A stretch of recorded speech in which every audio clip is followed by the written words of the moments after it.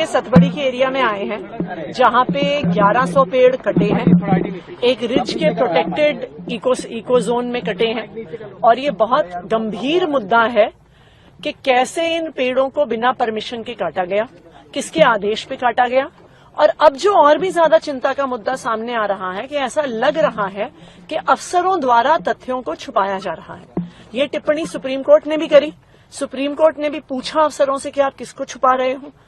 दूसरा, हमने भी अब फैक्ट फाइंडिंग कमेटी में देखा है कि लगातार अफसर बहाने बना रहे हैं, कागज नहीं दे रहे हैं, मीटिंग्स में नहीं आ रहे हैं। तो ये बिल्कुल साफ है कि ऊपर से अफसरों को आदेश मिल रहा है, अफसरों को ये डायरेक्शन है कि किसी को प्रोटेक्ट किया जाए।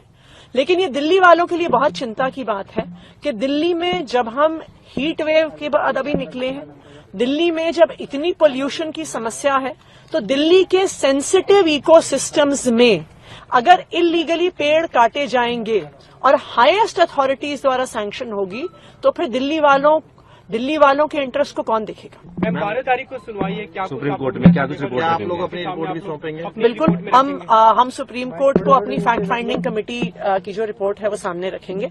और हम उम्मीद करते हैं कि जिसने भी गलत काम किया है, अगर किसी ने भी परमिशन दी है, इलीगली दी है, तो सख्त से सख्त कार्रवाई होनी चाहिए। मैम ये कितना अहम है इस पर सुनवाई होना चाहिए? देखिए, ये दिल्ली का जो कॉन्स्टिट्यूशन बेंच का मैटर है, ये ना सिर्फ आम आदमी पार्टी और दिल्ली सरकार के लिए अहम है, ये देश में लोकतंत्र के लिए अहम है। हमारा देश एक लोकतंत्र है। संविधान ने हमारे देश में जनता को ताकत दी है सरकार चुनने के लिए।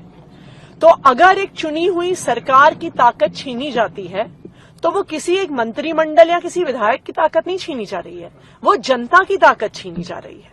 और इसलिए बहुत जरूरी है कि अगर हमें इस देश में लोकतंत्र की रक्षा करनी है, जनता के जनादेश की रक्षा करनी है, तो दिल्ली के सर्विसेज कानून पर GNCTD अमेंडमेंट एक्ट के कॉन्स्टिट्यूशनैलिटी पे हेयरिंग होनी जरूरी है।